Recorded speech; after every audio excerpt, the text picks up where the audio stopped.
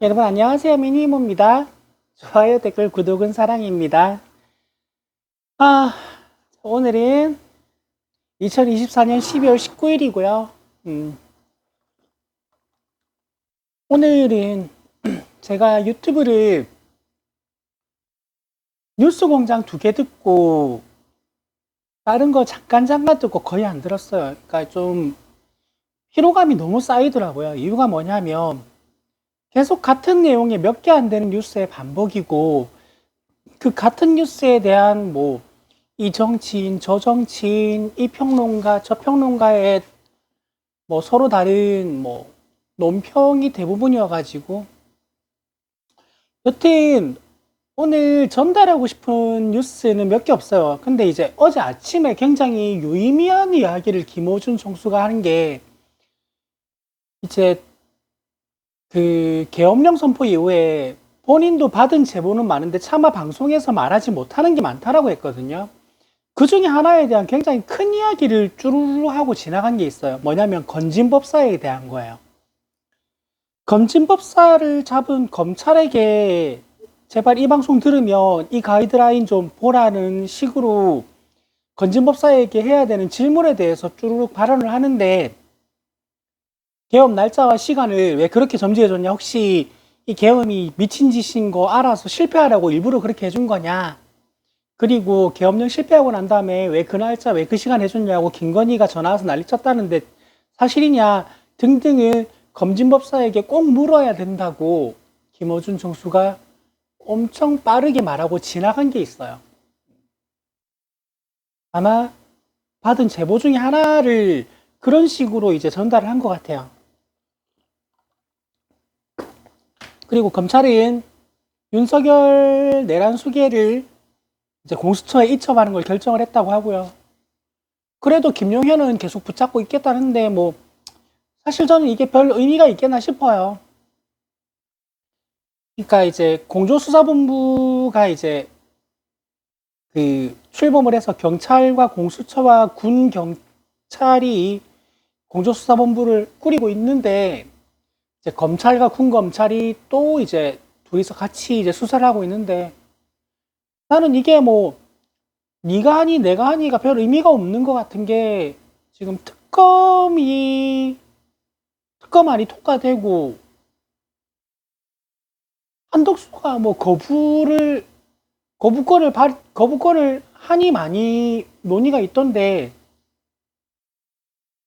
거부권을 쓰는 것 자체가 이제 안 맞죠. 왜냐하면 굉장히 수동적인 결재만 하라고 권한 대행을 하고 있는 건데 거기서 적극적인 거부권까지 발동을 해버리면 국회 의결 사항을 권한 대행이 거부권을 행사한다는 것 자체가 말이 안 되고 한다 하더라도 민주당에서 지금 압박하고 있는 게 탄핵소추안 이미 다 만들어져 있다. 이거 올리기만 하면 된다. 근데 권한 대행까지 탄핵해버리면 국정에 혼란이 있을 것 같아서 우리 이거 안 올리고 있는 거다. 권한 대행이 필요 이상의 권한을 사용해서 거부권 발동하면 이 탄핵안 그날 바로 올릴 거다라고 압박을 하고 있는 중이기 때문에 제 생각에는 별 의미가 없을 것 같아요.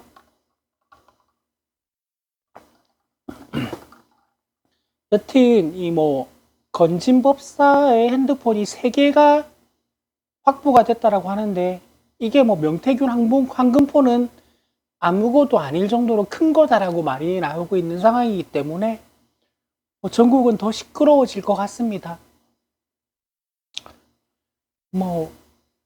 어제 뉴스 보도를 제가 따로 전달해 드리고 싶은 거는 이거 3개가 다고요. 플러스 원이 뭐냐 하면 이거를 지금 어느 언론에서도 어느 유튜브에서도 안 다루고 있던데 제가 어제 이제 뉴스에서 본 것 중에서 가장 유의미하게 본 게 하나 있어요. 그리고 그거에 대한 제 개인적인 그 뒤에 속뜻이 이게 아닐까 하는 걸 좀 전달해 드리고 싶은 게 있어요. 뭐냐면 권성동 원내대표가 제왕적 대통령제 때문에 이런 일이 벌써 세 번째를 맞았다. 제왕적 대통령제를 근본에서부터 고칠 수 있는 개헌에 대해서 전향적으로 협조하자라는 말을 했는데 이재명 대표님은 쌩깠어요. 그 질문에 대해서는 쌩까버렸는데 이 질문이 내포하고 있는 의미에 대해서 다루는 유튜브가 단 하나도 없더라고요. 근데 저는 이 말을 듣자마자 8년 전의 상황이 그대로 바로 떠올랐어요. 뭐냐 하면 그때 당시 8년 전에 박근혜 탄핵 정국에서 똑같은 의견이 나왔어요. 똑같은 의견이 나왔는데 이 의견이 나오자마자 그때 정봉주의 전국구가 난리가 났습니다. 그때 당시 정봉주의 전국구는 지금의 뉴스 공장 어쩌면 그 이상의 스피커 역할을 하고 있었던 팟캐스트예요. 팟캐스트. 그게 거기도 거의 한 구독자가 300만 원 됐던 것 같은데. 그러니까 정봉주 전 의원이 이제 피선거권을 박탈당하자 본인이 이제 그 스피커 역할을 자처하면서 유튜브가 아니구나. 팟캐스터로 변신을 하더니 어마어마한 구독자를 모아서 정봉주의 전국구를 그때는 저는 이제 최강욱 의원님을 거기서 처음 알았어요. 최강욱 의원님하고 같이 방송을 하셨거든요. 그때 이제 정봉주 전 의원이 이제 오피니언 리더를 자처하면서 오피니언 리더들의 역할에 대한 강조를 굉장히 자주 하셨어요. 이 오피니언 리더에 대한 제 견해에 대해서도 2번 정도 제가 방송을 했던 것 같아요. 여튼 간에 근데 그때 그 당시 이제 새누리당 쪽에서 이 대통령제에 대한 개헌에 대해서 논의가 같이 됐으면 좋겠다라는 말을 했을 때 정봉주 전 의원이 했던 이야기가 이원집정부제예요. 이원집정부제. 이거 이원집정부제 하자는 거다. 이원집정부제를 하자고 하는 건데 여기에 동조하는 더불어민주당 의원이 있다는 소식이 들리고 있다. 이거 여러분이 나와 같이 스피커 되어야 돼서 이거는 무조건 막아야 된다고 해서 이원집정부제에 대해서 엄청나게 떠들었던 시기가 있었어요. 그때. 근데 그 시기랑 묘하게 겹쳐요. 지금 권성동 의원의 발언이. 그리고 그때 이제 그 큰 스피커가 떠들어대다 보니까 진짜 나오려고 하다가 어느 순간 묻혀버렸어요. 근데 지금이랑 그때랑은 상황이 똑같다고 생각하지는 않는데 이 이원집정부제가 어떤 건지 그리고 그때 상황은 어땠고 지금 상황은 어떤지에 대해서 제가 오늘 조금 설명을 드리고 방송을 마치려고 합니다. 이원집정부제라는 거는요. 그러니까 총리와 대통령을 같이 두는 제도인데 여기서 대통령의 역할을 굉장히 축소하는 겁니다. 그러니까 어느 정도냐면 그 영국의 국왕보다 조금 더 권한이 있는 정도라 그래야 되나? 그러니까 행정 권한이 그렇게 많지가 않아요. 대신에 그 권한을 대부분을 총리에게 몰아주는 겁니다. 그리고 대통령은 뭐 내란이나 혹은 사변에 준하는 상황이 오면 모든 행정 권한을 틀어지게 되는데 그렇지 않은 상황에서는 국가 수반으로서 그냥 존재하는 거예요. 그리고 그 권한을 대부분을 국회에 이양하는 겁니다. 이게 이원집정부제예요. 그때 새누리당이 제안했던 게 이 이원집정부제이고 그리고 이원집정부제는 지금 돌이켜 생각해보면 박근혜 같은 대통령을 둔 나라에서는 정말 어울리는 제도인 것 같아요. 박근혜가 잘하는 거 딱 하나 있잖아요. 의전. 의전 빼고 할 줄 아는 게 아무것도 없는 사람이잖아요. 우리가 겪어봤잖아요. 그냥 바보인 거. 바보인데 의전은 잘해. 근데 내가 가지고 있던 이상을 펼쳐서 이 나라를 좋은 나라로 바꾸겠노라 하는 확고한 의지가 있는 대통령이 있는 나라에 있으면 이 이원집정부제는 그 대통령의 손발을 다 잘라 놓겠다는 소리거든요. 그래서 정봉주 전 의원이 그때 이원집정부제에 대해서 어마어마하게 강한 비판을 했으며 이거는 절대로 막아야 된다라는 나팔수 역할을 자처하셨던 거예요. 근데 권성동의 워딩이 딱 맞잖아요.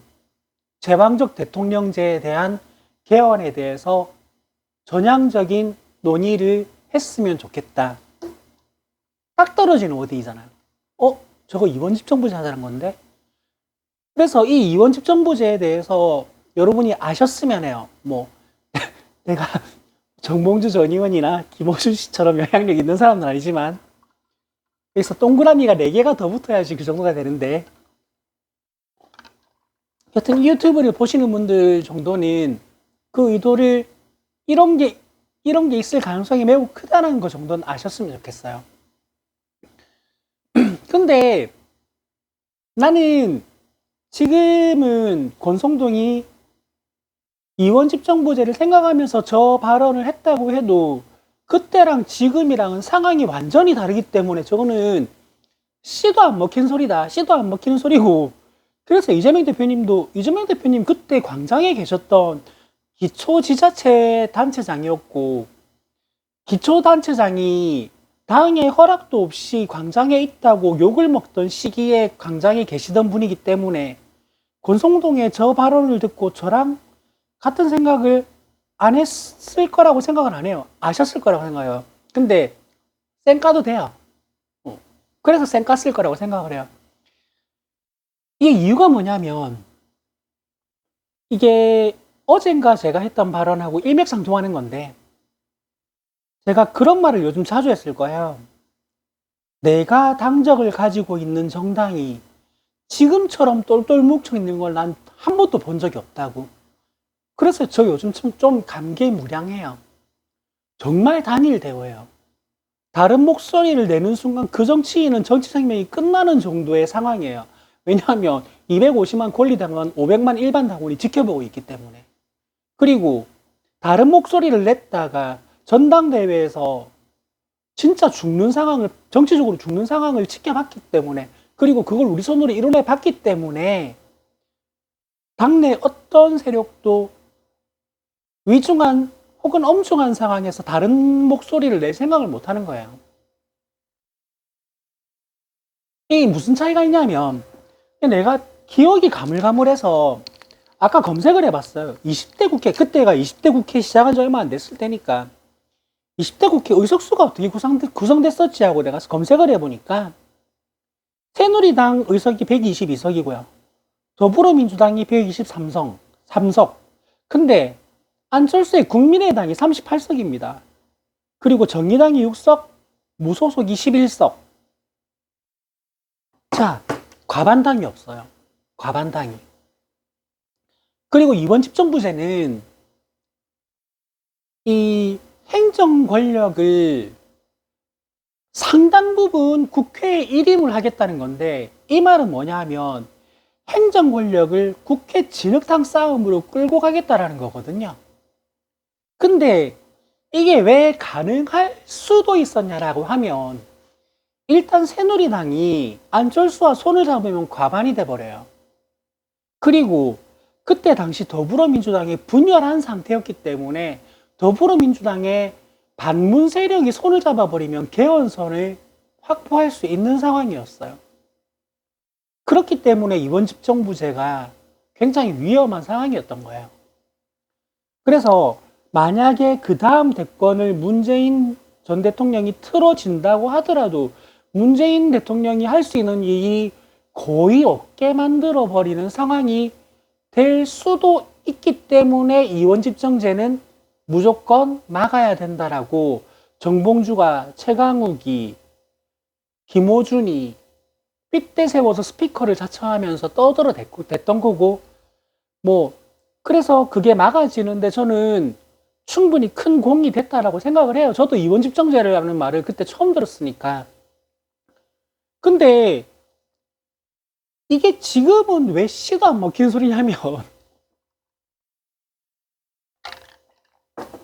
이원 집정제 하자 그래도 안 해요. 누가 해? 왜 해? 아니, 이대로 탄핵 소추안 인용되면 다음 대통령은 99.99%의 확률로 이재명 대표님이에요. 그리고 내가 대통령 될 게 뻔한데 내 손발 자르는 그 개헌을 내가 왜 해? 그리고 지금 더불어민주당은 단독 과반이에요. 그 단독 과반당이 181석을 가지고 있는 당이 이재명 당대표님 중심으로 똘똘 뭉쳐 있어요. 다른 목소리를 낼 이재명 대표님한테 반기를 드는 의견을 낼 의원이 단 한 명도 없는 상황이란 말입니다. 그러니까 권성동은 그때 박근혜 탄핵 때 밀어붙이려다가 못 밀어붙였던 걸 한번 꺼내본 것 같은데 그거 시도 안 먹혀요. 그래서 이거를 걱정할 상황은 전혀 아니에요. 그때 정봉주 전 의원이 절박해서 외쳐댔던, 그래서 여러분이 이걸 알려달라, 주위에 전파해달라 라고 본인의 300만 청취자를 움직였던 그 다급한 상황이 아니고요. 이거는 뭐 안 돼요. 그리고 만약에 한다고 하더라도 이재명 대표님 이번 집정부제 대통령이 된다고 해도 원내대표 하나 총리로 세워가지고 손발 맞추면 돼요. 그러니까 이건 진짜 별거 아닌 상황이에요.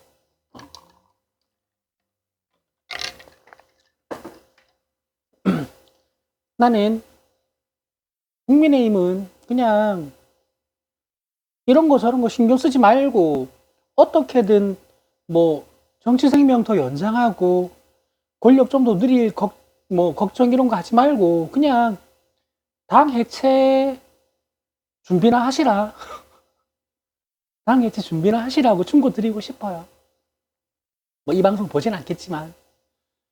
여튼 그런 겁니다. 그래서 8년 전에 있었던 일이 되풀이 되는 것 같은데 잊혀졌던 이원집 정제 또는 이원집 정부 제도에 대해서 누구 한 명은 이야기를 하지 않을까라고 저는 봤거든요. 하다못해 뭐 최강욱 의원님, 전 의원님 같은 경우도 뭐 할 것 같았는데 아무도 안 하더라고요. 권성동의 이 발언 그냥 이런 발언이 있었다 하고 그냥 넘어가 버리더라고요. 근데 저는 8년 전에 그분들이 그렇게 다급하게 외쳤던, 주위에 전파를 당부했던 그 내용이 너무 선명하게 떠올라서 아무도 말 안 하니까 나라도 해야 되겠다라고 해서 말씀을 드립니다. 그래서 이원집정제는 박근혜 탄핵 때 실제로 거론되어서 논의돼서 이게 통과가 될지 안 될지 모르는 상황에 처해졌던 개헌이었고, 그리고 이제 그때는 의석 상황 자체가 그 개헌이 되면 진짜 전국이 어떻게 될지, 어쩌면 모든 행정부의 업무까지 국회의 진흙탕 싸움이 될 수도 있고, 특히 안철수의 몸값이 어마어마하게 올라가죠. 왜냐하면 더불어민주당도 새누리당도 단독 과반이 안 돼요. 근데 국민의힘이 손을 잡으면 둘 다 단독 과반이 될 수 있는 상황이었기 때문에 그냥 20대 국회 4년 전체를 그 진흙탕 싸움으로 몰아가자라는 거예요. 그건. 그때 상황은 이건 절대 안 된다고 나서서 막을 만큼 다급했었다. 근데 지금은 민주당이 단독 과반 제1당인데다가 지금 다른 목소리를 내는 그 원내 정치인이 단 한 명도 없는 정말 똥을 뭉쳐 있는 상황이기 때문에 한마디로 씨도 안 먹힌 소리다. 씨도 안 먹힌 소리다. 이게 씨가 먹히려면요. 81명 이상의 더불어민주당 국회의원이 이재명 대표님한테 반기를 들어야 돼요.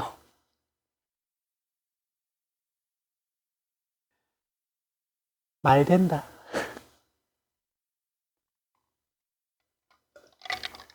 그런 상황이기 때문에 8년 전에 그런 일이 있었다. 그리고 권성동은 그냥 막연하게 8년 전 생각을 지금 또 하고 있는 것 같다. 근데 상황 자체가 다르기 때문에 뭐 걱정할 상황은 아니다. 그냥 짓고 있다. 멍멍멍 짓고 있다. 생각하시면 될 것 같아요. 여튼 뭐 상황은 그렇게 돌아가고 있고 윤석열은 뭐 그 자꾸 우편물을 전달을 거부하고 있고 그 상황에서 지금 공수처는 경찰과 함께 체포를 고려 중인 것으로 보입니다. 어쩌면 현직 대통령이 사지가 들려서 끌려나가는 걸 라이브로 볼 수도 있게 되는지 모르겠습니다. 아이고, 나라 꼬라지 참 이쁘장하게 돌아가고 있는데 빨리 다음 대선 치러져서 좀 조용한 나라가 됐으면 좋겠습니다. 저도 여러분 유튜브를 정치 유튜브만 보는 사람이 아니었어요.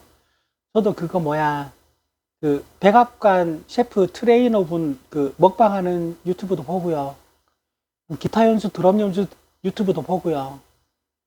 그리고 막 개그 유튜브도 보고요. 많이 봤었어요. 그런 거 엄청 많이 봤었어요. 근데 요즘은 그런 거 볼 시간이 없어요. 오죽하면 저는 제 거도 볼 시간이 없어 거의 안 봐요. 제 거 그냥 원테이크로 찍고 찍은 거 제목 못 따지해서 올리고 다시 잘 안 봐요. 여튼 그렇습니다. 그래서 뭐 오늘은 여기까지가 이제 제가 준비한 내용인 것 같아요. 그래서 이제 그런 일이 8년 전에 있었고 지금 다시 하려는 것 같다라는 거 정도만 그냥 알고 되시면 될 것 같아요. 아무 데서도 말을 안 하길래 뭐 제가 다뤄봅니다. 오늘은 자고 일어나면 또 무슨 뉴스가 쏟아져 있을라나 겁이 납니다. 여러분 여튼 여기까지 할게요. 좋아요, 댓글, 구독은 사랑입니다. 여러분 안녕.